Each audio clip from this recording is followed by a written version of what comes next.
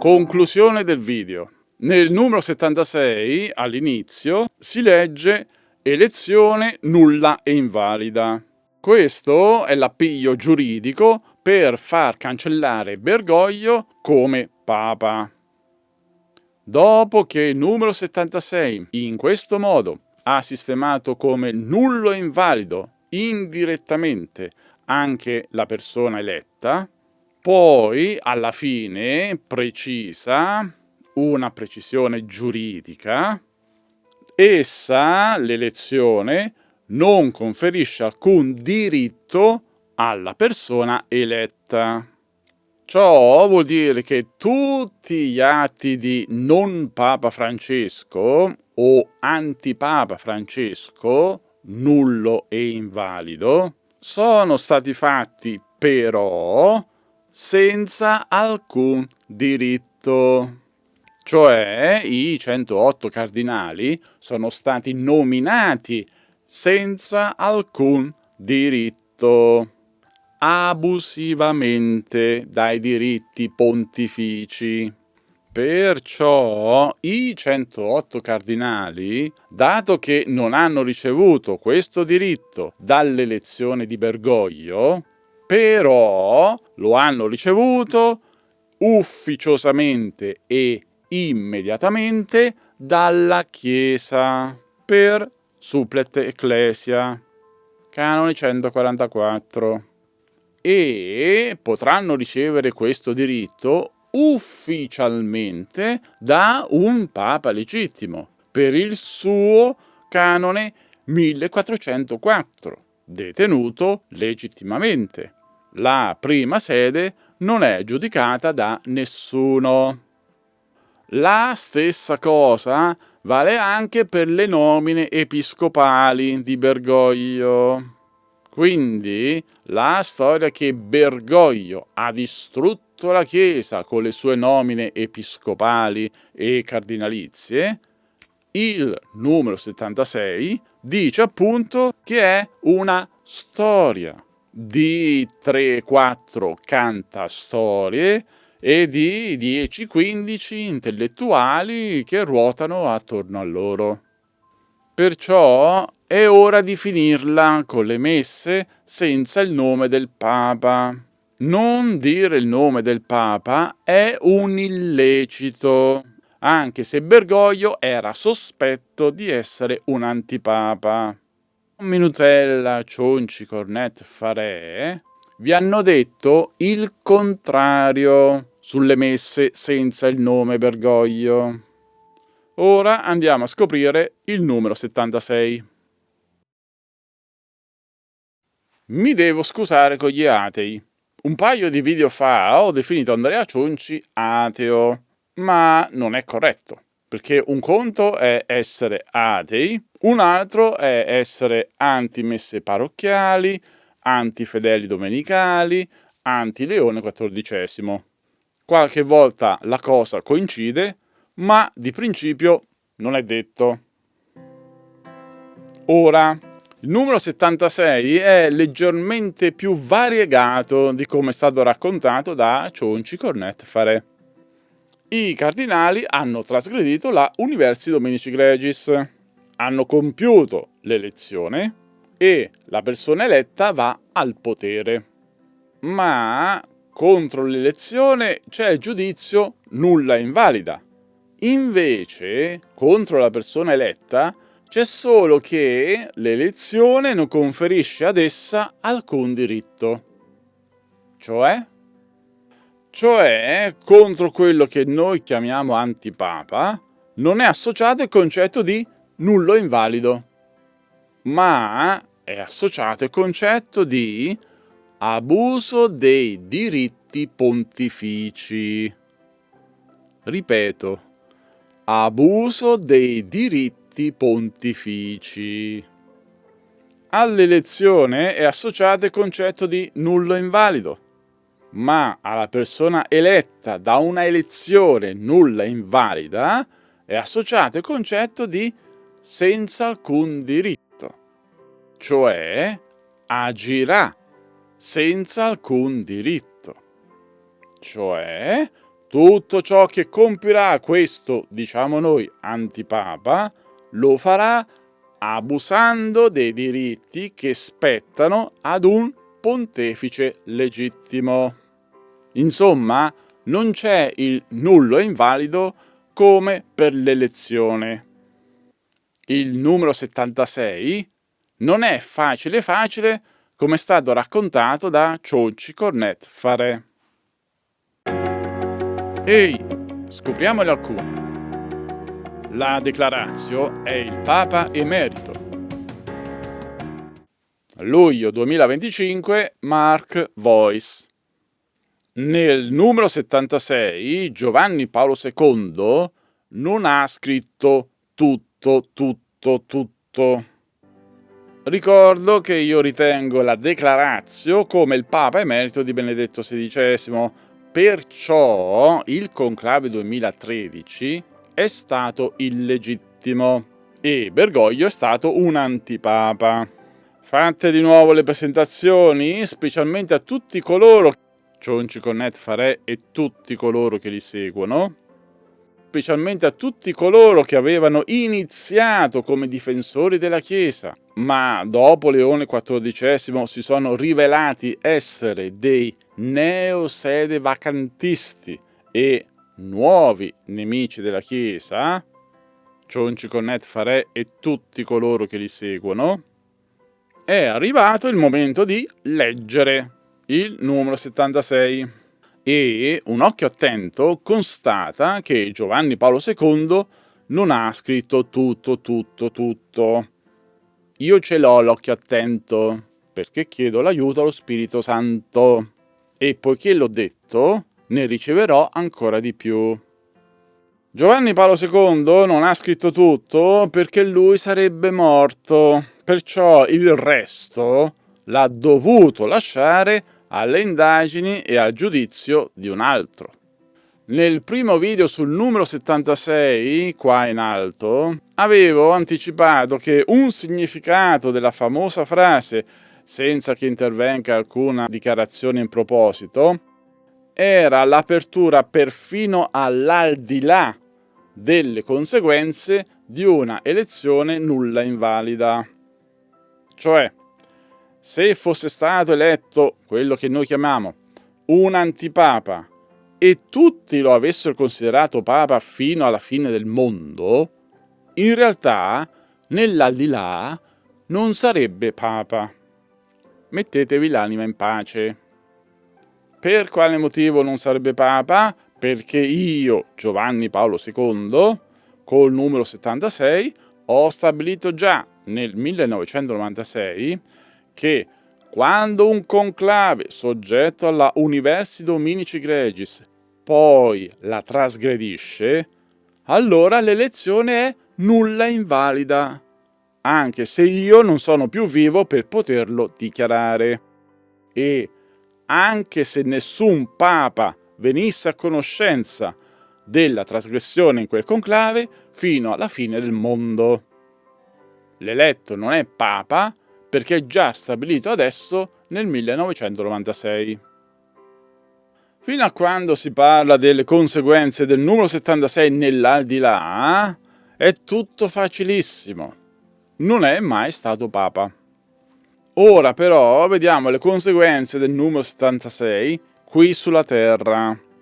E per coloro che sono stati abituati alla banalizzazione, elezione nulla, allora papa nullo, allora cardinali nulli, allora Leone XIV nullo, le cose diventano improvvisamente complesse e verrà loro il mal di testa. Sono contento. Così imparano a scherzare con la Chiesa. Numero 76. Il soggetto principale del numero 76 è l'elezione. Poi abbiamo anche un soggetto conseguente all'elezione, subordinato, ossia la persona eletta. Oltre a due soggetti, Giovanni Paolo II ha stabilito anche due giudizi sul primo soggetto, l'elezione, e ha posto tutti e quattro in successione secondo la logica delle conseguenze. All'inizio vi è il primo soggetto, l'elezione, e l'ipotesi della trasgressione della Universi Dominici Gregis. Se l'elezione fosse avvenuta altrimenti da... eccetera.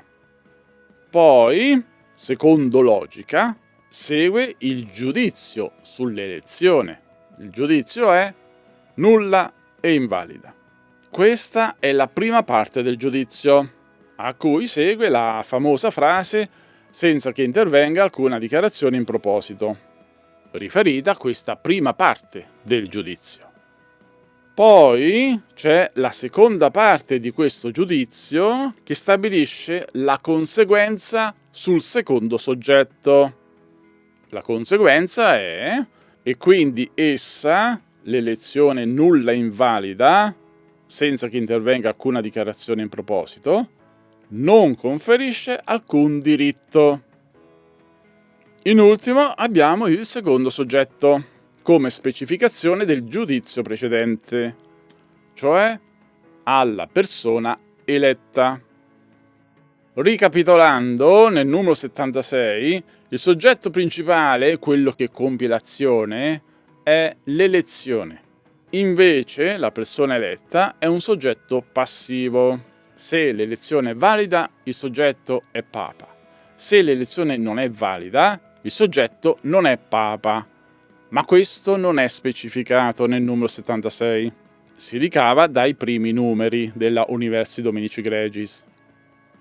Giovanni Paolo II, nel numero 76, giudica solo l'elezione attraverso due parti. L'elezione è nulla e invalida e l'elezione non conferisce alcun diritto. Il secondo soggetto, la persona eletta, è solo di specificazione. Al limite poteva anche essere assente e quindi essa non conferisce alcun diritto. Punto. Questo è il numero 76, perciò attenti a non giungere a conclusioni che Giovanni Paolo II non ha mai scritto. Le cose sono più grosse e più complesse, come vedremo. Comunque, fino a qui sono cose più o meno note a tutti, perché è tutto scritto. Sono tutte cose che si vedono, anche se molti non ci fanno caso. Ora, però, per comprendere cosa significa una elezione nulla e invalida nella Chiesa e nel corso del tempo, occorre ricavare dal testo, per differenza dalla realtà, anche le cose che non sono state scritte. Cioè, adesso inizia la differenza tra il mondo reale della Chiesa e di Giovanni Paolo II e il mondo semplice dei neo-sede-vacantisti e anti-Leone XIV, Cionci, Cornet, Farè, eccetera. I soggetti che Giovanni Paolo II ha lasciato ai successori legittimi. Dopo aver scritto di due soggetti, elezione e persona eletta, e di due giudizi, un giudizio in due parti, che cosa Giovanni Paolo II non ha scritto e per quale motivo? Per esempio, quali sono i soggetti che effettuano l'elezione? Sì, i sono assenti. Ci avevate mai fatto caso? Ve l'avevano detto Cionci, Cornet, Farè? No. Più difficile. Qual è il soggetto giuridico coinvolto con la persona eletta di cui Giovanni Paolo II non ha parlato, come invece fanno Cionci, Cornet, Farè dalla mattina alla sera? Tic, toc, tic. È assente il papato. In totale sono assenti i cardinali, il papato e altri 3 giudizi. Ben 5 cose. Primo, sono assenti i colpevoli che hanno compiuto l'elezione nulla e invalida, i cardinali. È chiaro che i cardinali sono sottintesi, perché tutta la Universi Dominici Gregis è rivolta dal Papa ai cardinali, ma nel numero 76 non sono minimamente specificati. Perciò, mancando il soggetto cardinali, manca pure e soprattutto il giudizio sui cardinali. Infatti, secondo, è assente il giudizio sui cardinali. Per esempio, non c'è scritto i cardinali che si sono resi colpevoli di ciò sono scomunicati late sentenze. Oppure, i cardinali trasgressori della Universi Dominici Gregis non esercitano più in modo legittimo il cardinalato. Oppure, i cardinali responsabili di questo dovranno essere deposti dal cardinalato. E cose simili. Insomma, i cardinali e il giudizio sui cardinali sono assenti, eppure sono stati i colpevoli dell'elezione nulla e invalida. Terzo, ancor più interessante, nel numero 76 è specificato la persona eletta, ma è assente il giudizio su di essa per aver accettato una elezione nulla e invalida. Per esempio, sospesa divinis, oppure ridotta allo stato laicale, oppure scomunicata. Anche questa cosa è assente. Come si vede, Giovanni Paolo II ha giudicato solo l'elezione. L'elezione è nulla e invalida e l'elezione non conferisce alcun diritto. Invece, circa la persona eletta, Giovanni Paolo II non ha detto né che fosse nulla, né che fosse invalida, né che fosse illegittima, né altro. Niente. Niente di niente nel numero 76. Che sia antipapa lo si deve ricavare dal confronto del numero 76 con gli altri numeri della Universi Dominici Gregis. Inoltre, Giovanni Paolo II si è rivolto alla persona eletta, non al Papa eletto, perché non lo è, e nemmeno all'antipapa che è stato eletto, come vedremo ora nella quarta assenza. Quarto, soprattutto è assente proprio quello che Cionci, Cornet, Farè aggiungono al numero 76 dalla mattina alla sera, ossia è assente il soggetto ufficio del Sommo Pontefice. Giovanni Paolo II ha trattato solo dell'elezione. Giovanni Paolo II ha trattato solo dell'elezione perché tutto il resto, trattandosi di persone, deve essere indagato e giudicato individualmente. Insomma, semplificando, Giovanni Paolo II, prima di morire, ha detto: i cardinali che hanno rubato la Chiesa la devono restituire. Ma dopo, Giovanni Paolo II, occorre indagare su chi dei 100 e più cardinali ha rubato la Chiesa e chi invece no. Poi occorre indagare qual era il grado di consapevolezza di ciascuno dei colpevoli al momento del furto. Infine occorre stabilire il giudizio più appropriato per ognuno dei cardinali colpevoli. E chissà, forse sarebbe opportuno anche un giudizio individuale sui cardinali non colpevoli, per accertare se avessero potuto fare qualcosa. Tutte queste attività non le può più fare un papa defunto, ma solo un papa vivente. Per questo Giovanni Paolo II ha giudicato solamente l'elezione come nulla e invalida, quando trasgredisce la sua Universi Dominici Gregis. Dopo che è stata effettuata questa elezione malaugurata, a tutto il resto ci deve pensare un altro papa. Infine, quinto, è assente anche il giudizio sull'accettazione e sull'esercizio del sommo pontefice da parte della persona eletta. Per esempio, Giovanni Paolo II poteva stabilire: l'accettazione dell'elezione a sommo pontefice è nulla e invalida, e gli atti prodotti sono anch'essi nulli e invalidi. Oppure poteva stabilire: l'esercizio dell'ufficio di sommo pontefice è effettuato in modo illegittimo dalla persona eletta. Invece, ripeto, nessun giudizio sul numero 76 circa l'accettazione e l'esercizio del sommo pontefice da parte della persona eletta. Rispetto a questa persona, Giovanni Paolo II ha giudicato in modo generico tutto quello che la riguarda come non ricevente dall'elezione alcun diritto. Ma la persona è scomunicata? Né sì né no.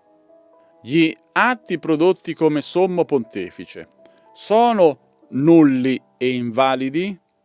Né sì né no.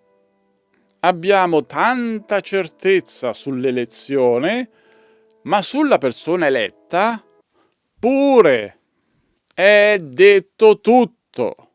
Solo che bisogna capirlo all'interno delle dinamiche della Chiesa. Il problema da risolvere col numero 76 non è che l'elezione ha prodotto un antipapa, ma che l'antipapa ha lo stesso potere del papa. Questo è il problema.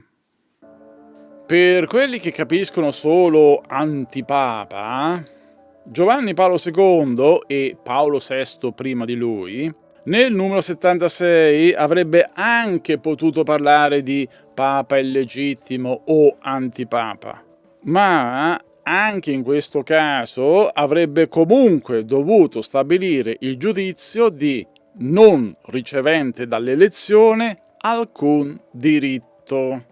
Questo perché dire solamente Tizio è antipapa non è efficace da un punto di vista giuridico per affrontare la situazione.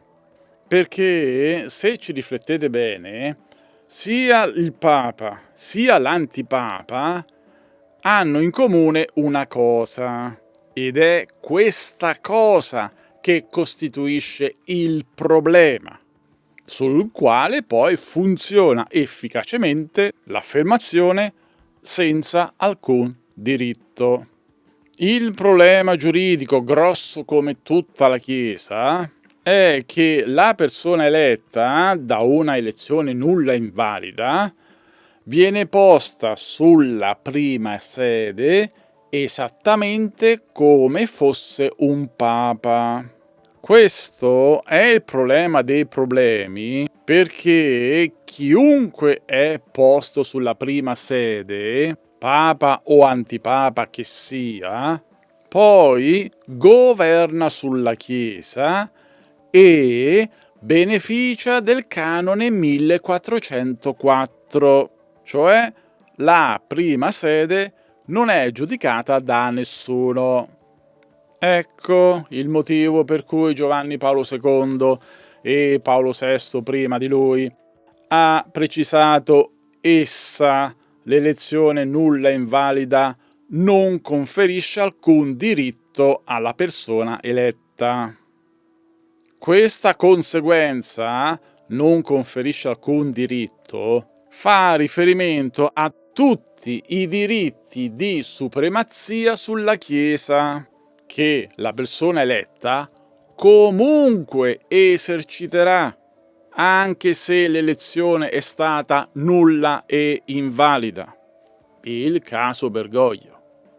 In altre parole, il problema è che dopo l'elezione nulla e invalida, l'antipapa agisce comunque sulla Chiesa con tutti i poteri e tutti i diritti di un papa, perché nessuno può giudicarlo. Perciò la seconda parte del giudizio non conferisce alcun diritto, stabilita da un papa, ha l'effetto di azzerare tutti i diritti pontifici che comunque eserciterà. In altre parole, li eserciterà in maniera abusiva. Capito perché c'è scritto senza alcun diritto? Bene, perché dall'altra parte è anche vero che senza alcun diritto non è la stessa cosa di nullo e invalido. Altrimenti Giovanni Paolo II avrebbe scritto: gli atti pontifici prodotti sono nulli e invalidi.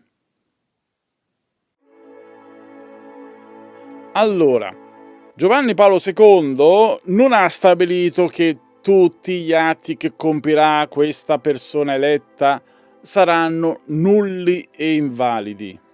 Sarebbe stato semplice.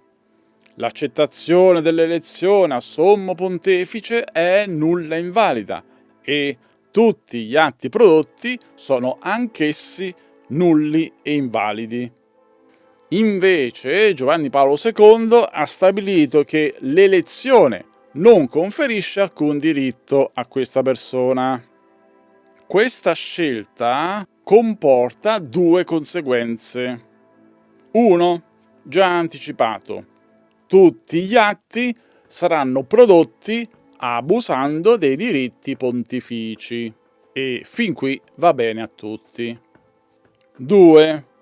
Il semplice abuso dei diritti apre alla possibilità che la validità o la invalidità di ciascun singolo atto possa essere indagata e giudicata dopo la morte di questa persona eletta.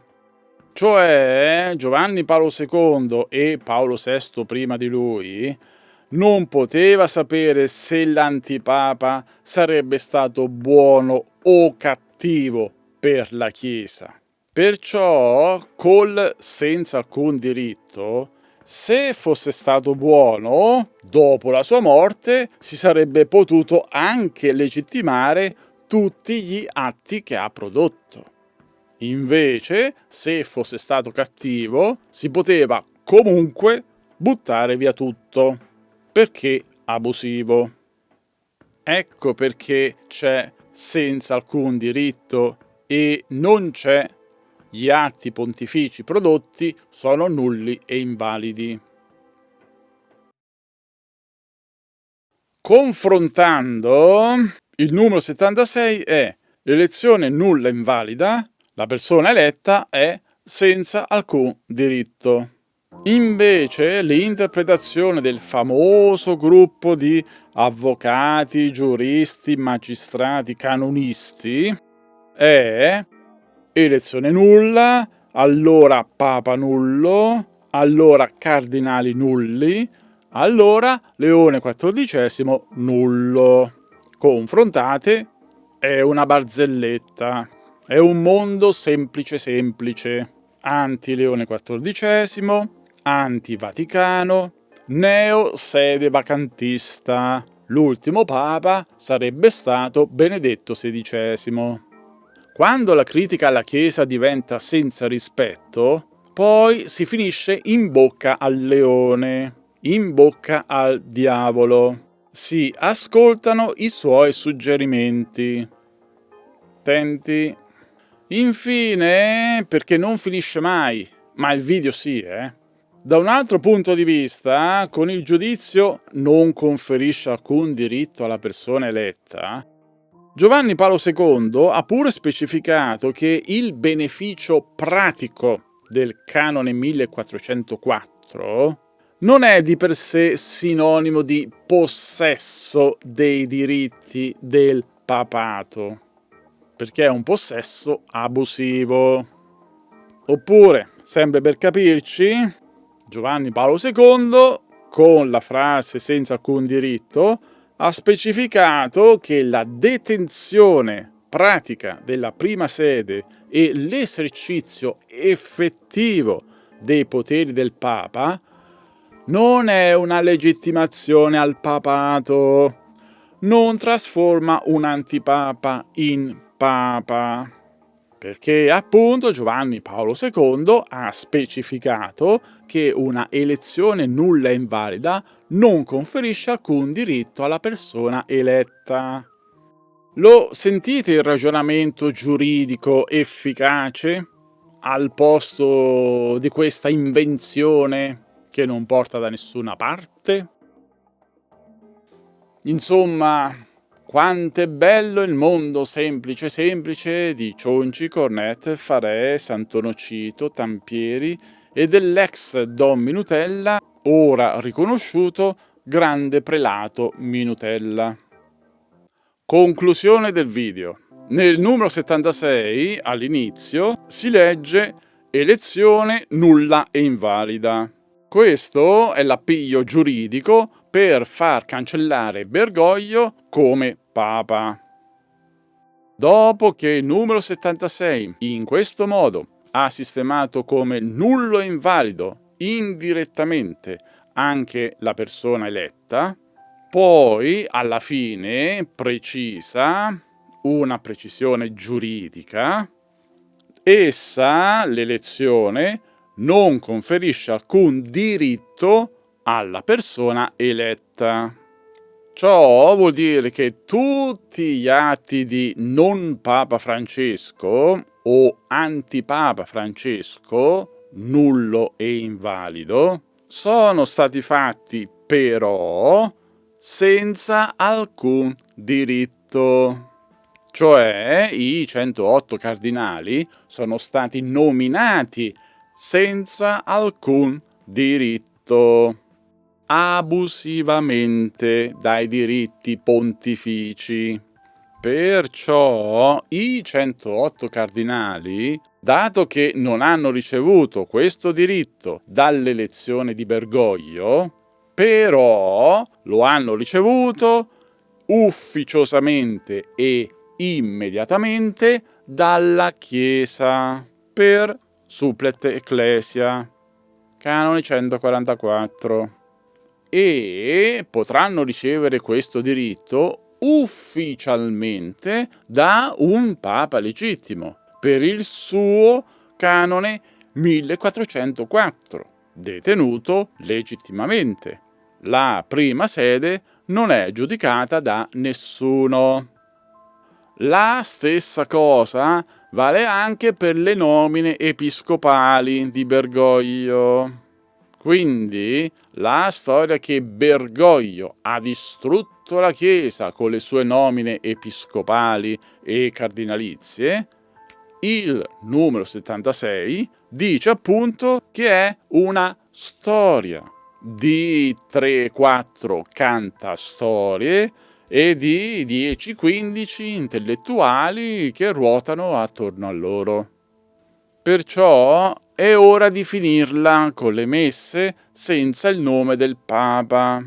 Non dire il nome del Papa è un illecito, anche se Bergoglio era sospetto di essere un antipapa. Minutella, Cionci, Cornet, Farè vi hanno detto il contrario sulle messe senza il nome Bergoglio. Per questo video basta così. Ci vediamo alla prossima parte. Ciao!